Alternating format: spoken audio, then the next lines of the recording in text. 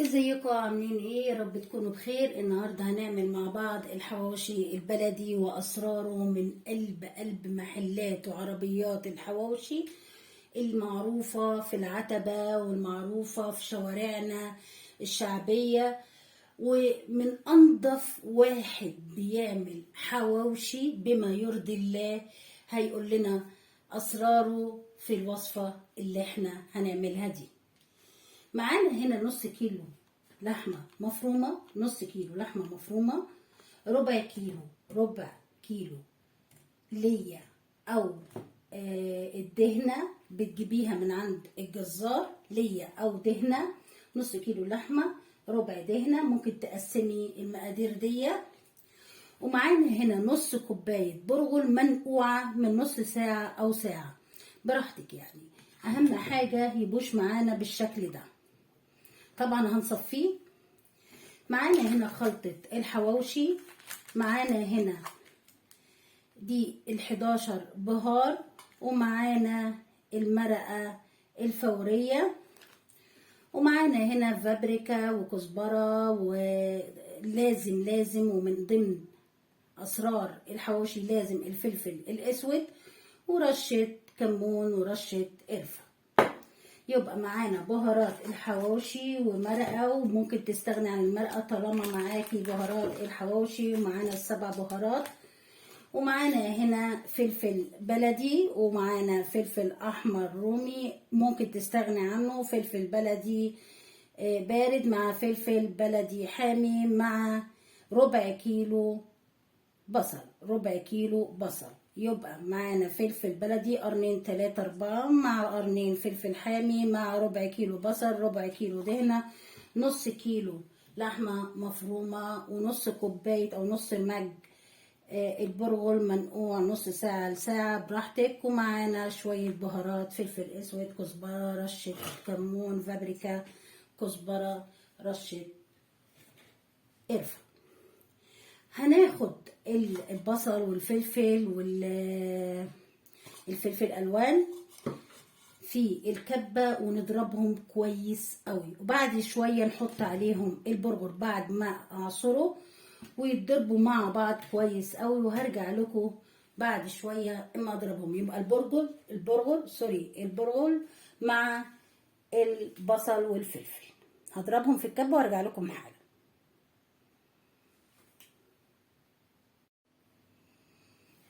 فرمنا الخضار كله مع بعضه مع البرغل، هنحط عليه اللحمة.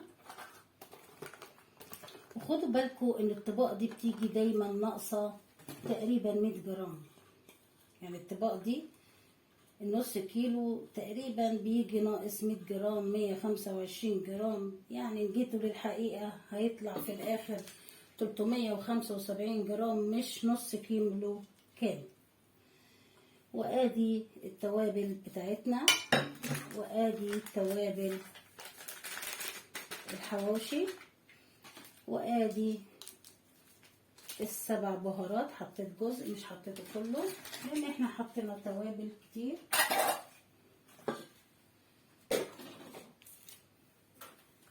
وهدعك الكلام ده كله مع بعضه وارجع لكم تاني. خلطت الحواوشي كله في بعضه وشفت الملح بتاعه، حسيته ان محتاج شويه حطيت له، وبيبقى الملح على ذوقي. ادي العيش فتحناه، بتكوري كوره زي كده وتفرديها في الرغيف، ولازم يبقى واصل للطرف زي كده. ليه؟ انا عايزه اول قطمه يكون فيها الحواوشي، لان دي اول طعم هيوصل لاولادك فهيعجبوا بيه من اول قطمه. لكن لو ما فيهاش حواوشي هتبصوا تلاقي ان الرأي يتكون بسرعه ان هو يعني مش مظبوط او في حاجه غلط. لا، خلي ولادك يحسوا بطعمه من اول قطمه.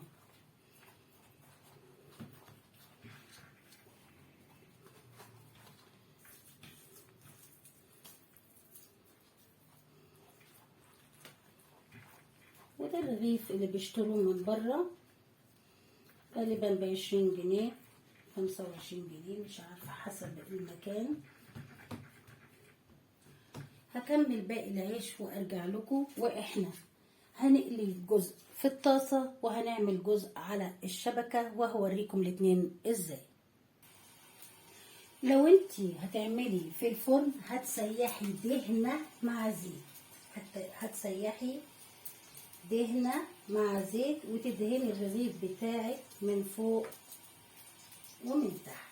لو هتعملي في الطاسة بردك هتسيحي دهنة مع زيت. لو مش متوفرة الدهنة اوكي الزيت شغال. دي من الدهنة الحاجة اللي انا شلتها دي مسيحاها. فلو مش متوفرة الدهنة اوكي اشتغلي بالزيت بس، وتحطي شوية زيت بردك داخل العجينة. وبندهن بالشكل ده وبنحطه على الرف الوسطاني على درجة حرارة أعلى من متوسطة في الفرن، أعلى من متوسطة في الفرن، يعني درجة حرارة 200 مثلا 220. وتدخليه الفرن. اما في الطاسه هنحطه على طول في الطاسه من غير ما ندهنه، لان احنا اوريدي في الطاسه حاطين دهنه وزيت.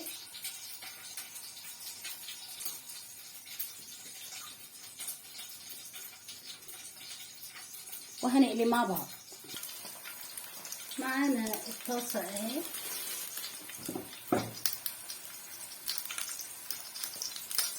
فيها دهنه وزيت، وهنخلي النار بتاعتنا خفيفة عشان الرغيف بتاعنا ما يتحرقش واللحمة اللي جواه تستوي. خلي النار بتاعتك خفيفة جدا.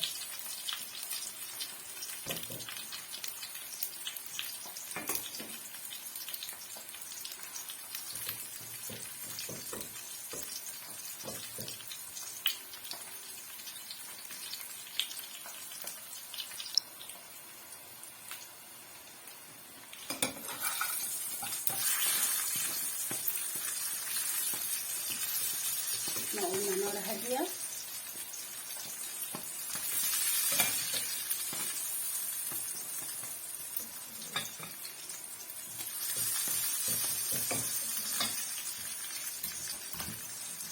نجيب بقى شوية بطاطس وشوية سلطات جنب الحاجات الجميلة بتاعتنا.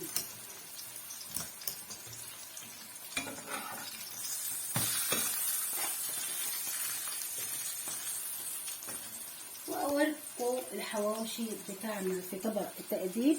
وما انساش اقول لكم حطينا الحواوشي في الفرن الباقي على الرف الوسطاني السلك، وبنعمل درجة الحرارة على 200-220 وبنسيبه يستوي براحته الجزء اللي من تحت. وبعد كده بنقلبه الجزء اللي فوق، ما بنشغلش الشواية نهائي، بيستوي على النار اللي من تحت وهوريهولكوا.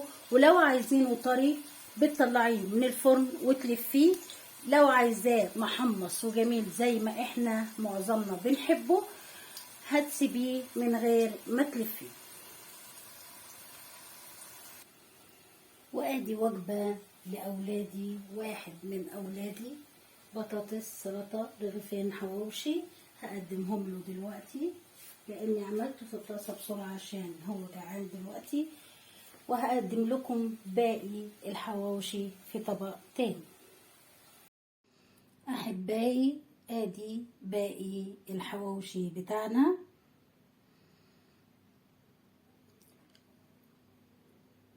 النص كيلو طلع لنا 13 رغيف من الصغير ده، 13 رغيف من الصغير اللي هو اسمه السياحي،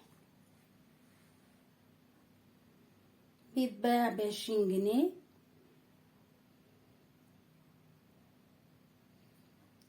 اتمنى اكون قدمت لكم حاجه تعجبكم وتعجب اولادكم. اشكركم واقول لكم الى اللقاء مع حواوشي واسرار الحواوشي من قلب مطاعم الحواوشي الشعبية وغير الشعبية.